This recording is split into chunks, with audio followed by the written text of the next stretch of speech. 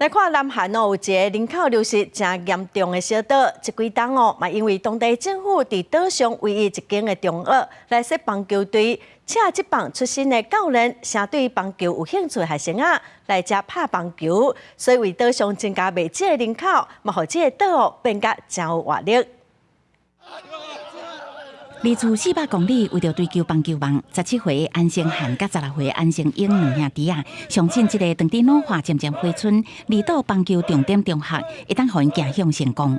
여기 진짜 아무것도 없어가지고 거기 공도 있고 해가지고 할 수 있는 게 진짜 야구뿐이어가지고 그냥 심심하면 야구하고 뭐 그런 걸로 할 수 있어서 그런 목표에 갈 수 있을 것 같아요. 捌伫培养几60个韩国职棒球员的东国大学担任总教练的金浩英，也甲张光浩是仁川来。 원하는 게 프로니까 프로팀에 보내려고 지금 노력하고 있습니다. 老一辈在地人对于棒球甲学生囡仔入来表示欢迎。球队运作资金是当地海华乌山补助款，有部分居民認為不應該把這個錢用喺支持棒球隊，不過嘛有人感覺資金本來就應該活用。 야구부 애들을 데려서 학교 폐교를 방지하고 존립하기 위해서 했지만은. 德基岛是南韩昂定群岛的一部分，为仁川市坐船来到这较免2点钟。在交通不方便的情形下，这个岛几60年来较少人行到位。为50年代1.2萬的居民，到即嘛，敢若剩1800人。2021年，島上唯一的中學成立棒球隊，一個開始招收28個球員，今年佫增加13人。韓國佫特別重視棒球運動，